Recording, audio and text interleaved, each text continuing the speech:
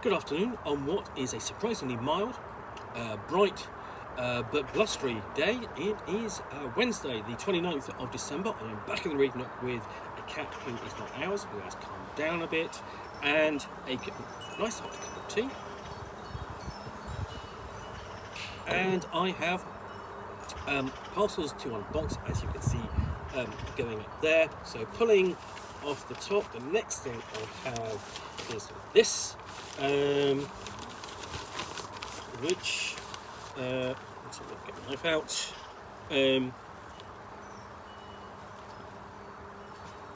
Okay, I know it's from my friend Dave. I know the address on the back, so let's find out what it is. Trying not to cut me or the cat.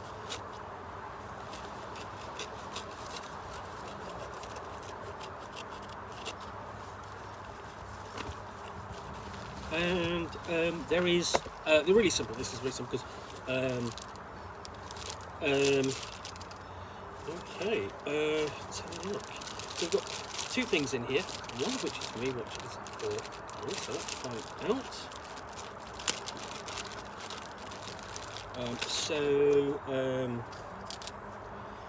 This is nothing but Black Armada teeth, so you've got a basic quick look at that, and that is for Louise from Dave, and then it's a ghost story. Dave does like his ghost stories. And then what I've got here, I don't know what this is, and it says, "Hi Pookie, hope you like this. A BSG role RPG, happy Yuletide, Dave L." There we go.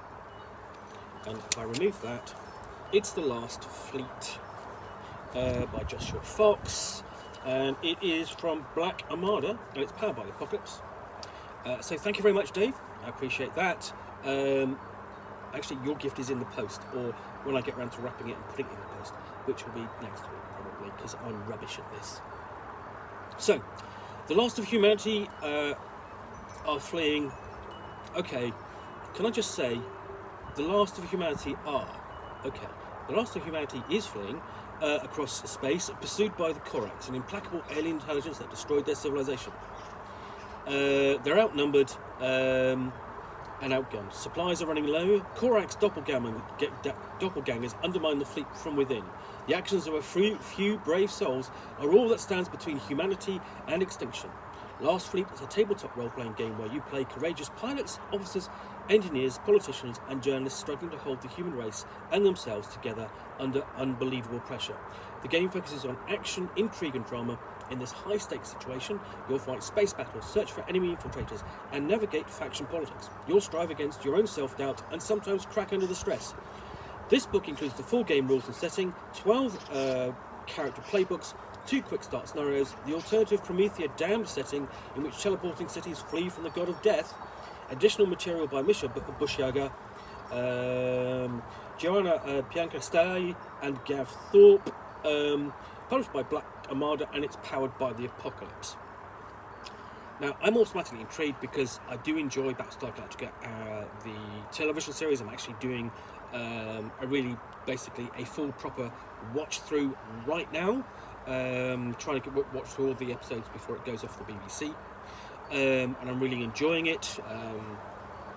So what we've got in here, very light and easy to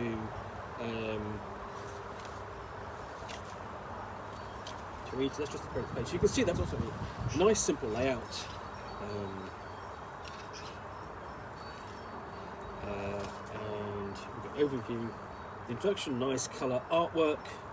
Now there has been a Battlestar Galactica role-playing game before, but it's a bit bare bones and it really doesn't get in, or at least mechanically it really doesn't get into the idea of the trust and mistrust built into the setting between, you know, the between the humans and the Cylon invaders, and I think possibly this could be an alternative. And essentially, I mean, the thing is, Powered by the Buckles is a really neat, simple system. You roll 2d6, you add your skill, if you your stat if applicable, use a particular move, and your aim is to get 10 or more on the 2d6, and you succeed. If you roll 6, I think it's 7 plus, then you succeed, but at a cost. Basically, yes, but. This is, because it's Powered by Buckles, essentially it is a bit of a storytelling game, and there are storytelling elements in it in terms of the narrative. The players have some degree of control of how they roll, or basically how they roll, and essentially telling the outcome, basically in cooperation with the GM. So basically, pretty much staying on that, because essentially everyone has their own moves. So let's see what I can find. Playbook, playbook. So what's interesting here is the playbooks are essentially by world, which basically start off knowing names of Aquarius, Aries, Cancer, Capricorn, and so on. So you can see the influence straight off. So if I have a look at let's have a look. Okay. So for Aries, a move might be Maverick. When you challenge authority or defy orders, mark XP and take +1 on going to any associated ranks. That sort of thing. Or let's have a look. Cancer moves. You get 3 moves. Turn a blind eye. When you let someone off the hook for questionable behaviour, roll +warm. On a 10 plus, choose 2. So basically, on a roll of 7 to 9, you choose 1. So for example, say how you shield them from punishment they ought to have suffered and erase 1 pressure, or say how you quell any public disapproval they should have faced and they erase 1 pressure, or they don't want to let you down, increase your relationship by 1. So you're automatically beginning to see sort of like a degree of trust and mistrust, and looking at characters not acting essentially positively, such as support of the survivors, acting questionably and covering up in that, and then basically all the different backgrounds, essentially the playbooks will provide different elements. Another issue is pressure and breaking point. Players build up pressure when bad stuff happens to them and can voluntarily mark pressure to get bonuses to rolls, and that can result occasionally, basically, if there's a breaking point, characters can lash out or abandon your duties, melt down publicly, put yourself or others in immediate danger, and so on, or even exit the game. So ultimately, you can see how that would add dramatic tension to how you role play and how you game. And also, there's a doom clock, basically, which creates time pressure. I mean, if you've never seen it, do track down a copy of the Battlestar Galactica board game, as it really captures the flavour of the game and plays very well. If with a good team, basically somebody is a traitor. Sometimes they know it, sometimes they don't. They will know it by the second half of the game, and they're actively working against everyone else. So we get on to basically how to GM, the game master's got his own moves, like signal what's happening, put things at stake, make forced choices upon the players and their characters, and so on. I'm really looking forward to digging into this. So I want to thank Dave to receiving this as a gift. So we've got the GM own moves, which is setting the clock, make demands. There we go. Stoking suspicion and so on. Unleashing mayhem. Lots of stuff like that. And then setting up your game.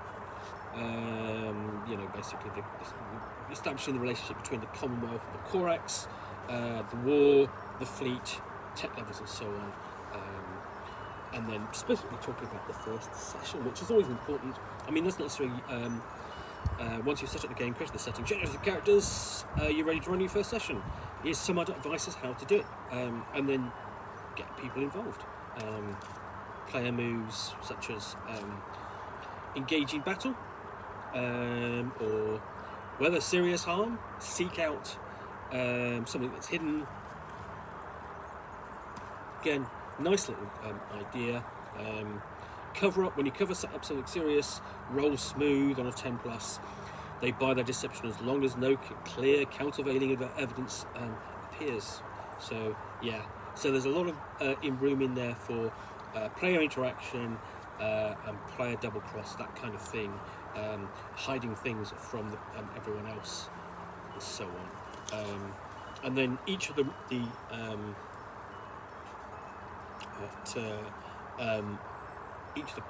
basically the roles have their own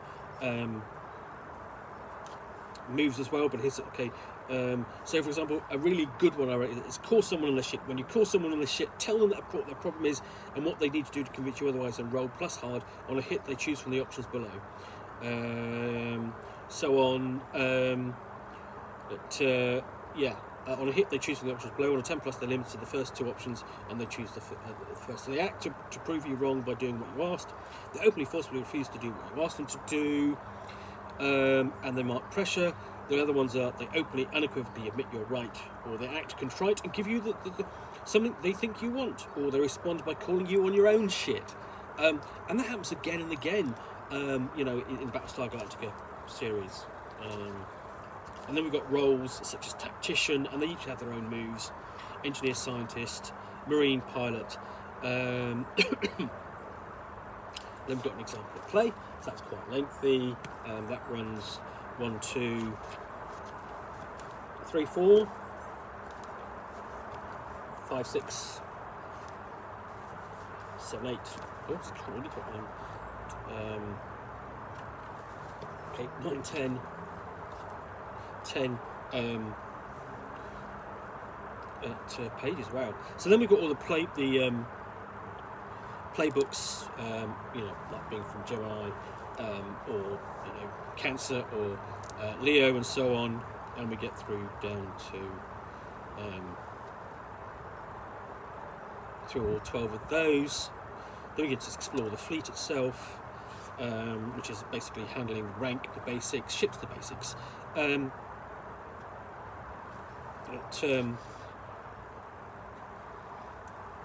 they give you an example ship as well, the Metropolis.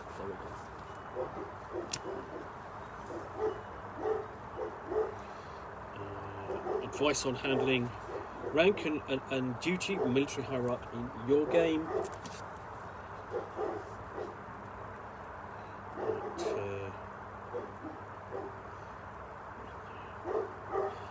Details of the fleet and damage to ship systems, so there's ship-to-ship combat as well. So yeah, quite impressed by this. And there's a lot in here, and essentially because it's a powered by the Apocalypse game, it is a storytelling game, but at the same time there's plenty of scope there for the dice rolls to influence outcome, and for players who prefer to be rolling dice rather than basically just narrating everything. And then we've got the details of the Commonwealth and the Corax, so basically a setting overview. But I mean, there's nothing to stop you going back to the source and running it all yourself if you wanted to. It's entirely up to you. And then we get into the quick starts and work back, the Cold War.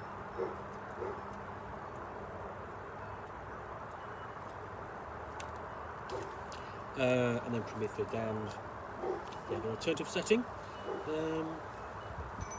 So yeah, that is Last Fleet, published by Black Armada Games. I look forward to giving that a review. Thank you, Dave, for that. That's really interesting. And essentially, this is not the Battlestar Galactica game you were looking for, but when you find it actually is. It's a Battlestar Galactica doppelganger, if you will. But yeah, anyway, thank you very much for that. In the meantime, if you've enjoyed this unboxing here in the Nook, please do click that like button down below. If you've got any comments or feedback, I appreciate you posting those.